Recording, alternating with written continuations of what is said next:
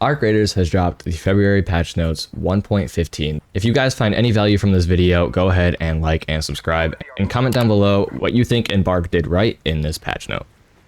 So first, as always, we start with Raiders. What happened topside stays topside. Raiders have to leave their grudges at the tubes, but Speranza also has a conscience. While Raider violence can't be totally controlled, Celeste is keen to remind us why we took refuge under the dust of the Rust Belt. And just because we live in the dirt, we don't always have to act like it.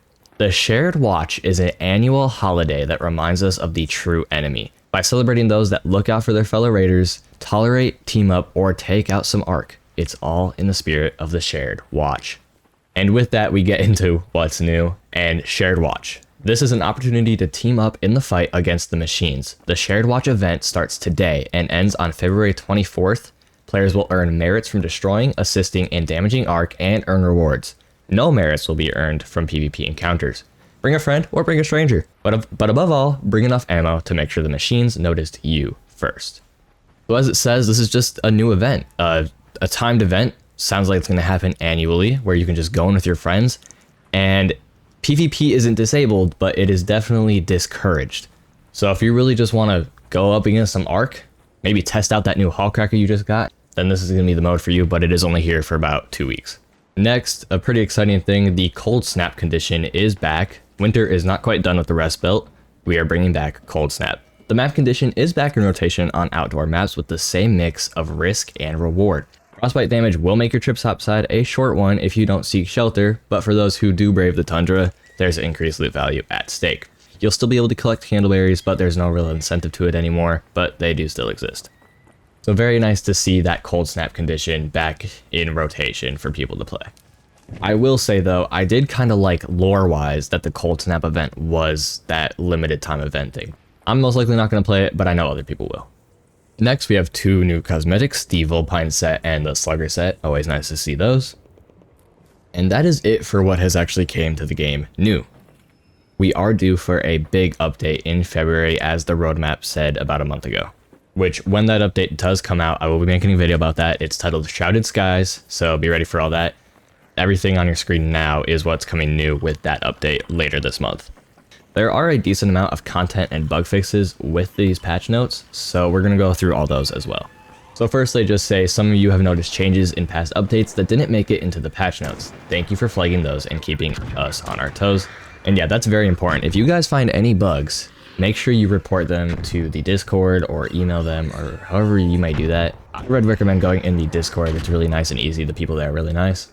Anyways, next they say we've been building Arc Raiders for years, but we've only been live for a short while, and we're still growing into the rhythm and discipline of live operations. Making patch notes that are complete, accurate, and easy to follow is a muscle we're actively training. We're improving our internal process so fewer things slip through, and when something does, your reports help us catch it quickly and update the notes. Please keep letting us know when you spot something missing. It genuinely helps. It is very important.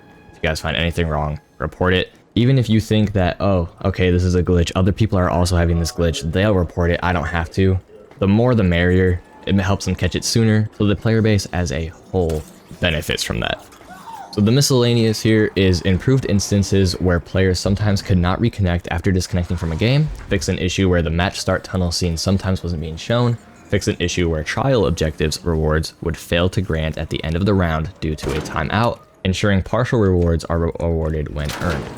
Fix an issue where the end of a round screen would sometimes show incorrect merits, XP, and live event points. Fix an issue where players' platform icons would sometimes show incorrectly. Fix an issue where crafting would sometimes get cancelled. Next, they've done something with the Trailblazer Grenade, so the explosion no longer deals damage through walls and deals more damage to small enemies, but less damage to bigger enemies such as the Leaper and Bastion. Which does make sense, those bigger enemies do have more armor. Even if it's fire, it's still going to do less damage, so I'm glad they're making those little changes. That just makes sense. And finally, we have weapons. Fixed inconsistent weapon cycling when bound to keys other than the mouse wheel. Keybinds now swap weapons reliably. Now, that is all for the actual changes, but they do have some known issues here that they haven't quite changed yet. So those would be, one of the macro set helmets variants may appear incorrectly in preview and in the menu, but will appear correctly in game. Players may occasionally not receive a skill point as indicated in the result screen, which I've had that problem the entire game. So I would really like them to fix that one. I usually have to play a game and then I'll get my skill point. Then, the Purchase Raider Tokens page may appear in front of the inbox and profile page when switching between them.